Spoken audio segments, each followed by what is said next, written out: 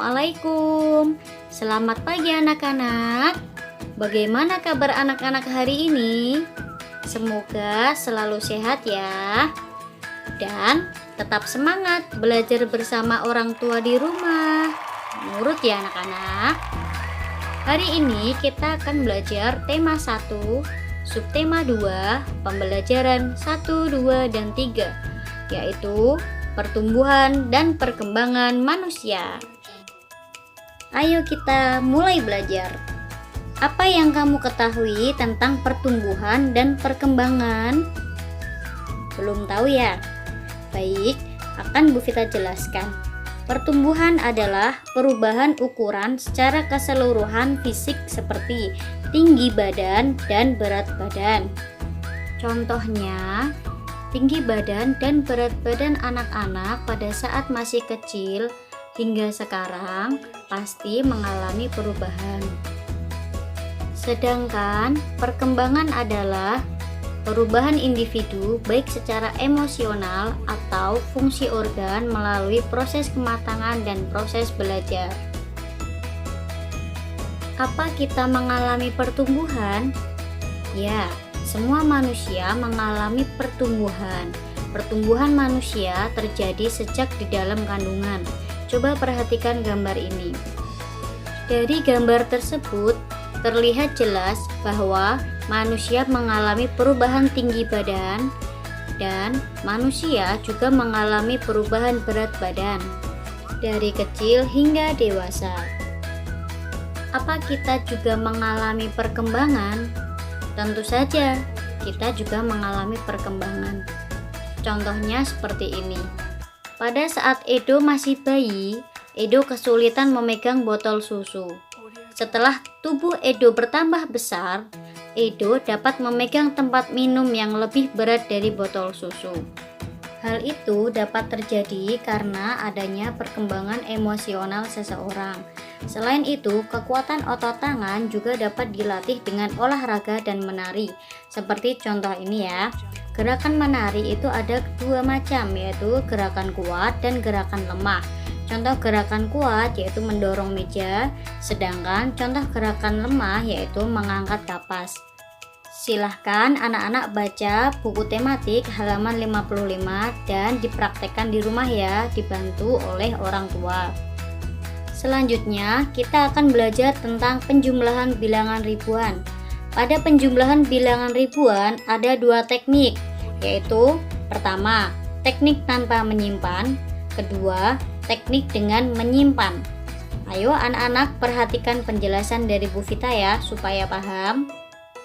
Contoh pertama, penjumlahan tanpa teknik menyimpan. 2653 ditambah 3302. Anak-anak tulis susun pendek seperti ini terlebih dahulu ya, sesuai bilangannya. Nah, kemudian kita jumlahkan dari belakang. 3 ditambah 2 sama dengan 5. 5 ditambah 0 sama dengan 5. 6 ditambah 3 sama dengan 9. Dan 2 ditambah 3 sama dengan 5. Jadi 2653 ditambah 3302 sama dengan 5955. Contoh kedua, penjumlahan dengan teknik menyimpan. 1200 ditambah 2900. Caranya sama seperti contoh pertama. Kita menghitung dari belakang. 0 ditambah 0 sama dengan 0. 0 ditambah 0 sama dengan 0. 2 ditambah 9 sama dengan 11. Kita tulis angka yang belakang dulu, 1. Kemudian angka yang depan, 1 lagi, disimpan di atas angka 1 yang paling atas seperti itu ya, yang warna biru. Lanjutkan, 1 tambah 1 sama dengan 2. 2 ditambah 2 sama dengan 4. Jadi, hasil penjumlahan dari 1200 ditambah 2900 adalah 4100. Paham ya?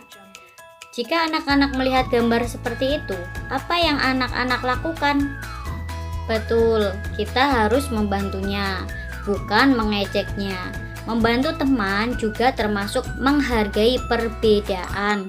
Sikap saling menghargai dan menghormati antar sesama termasuk pengamalan sila kedua Pancasila yang dilambangkan dengan rantai emas yang berbunyi kemanusiaan yang adil dan beradab. Jadi, anak-anak sudah tahu ya contoh pengamalan sila kedua Pancasila. Kita lanjut ya. Coba perhatikan gambar ini. Apakah semua makanan itu bergizi dan boleh kita makan? Ya, semua makanan itu adalah makanan yang bergizi.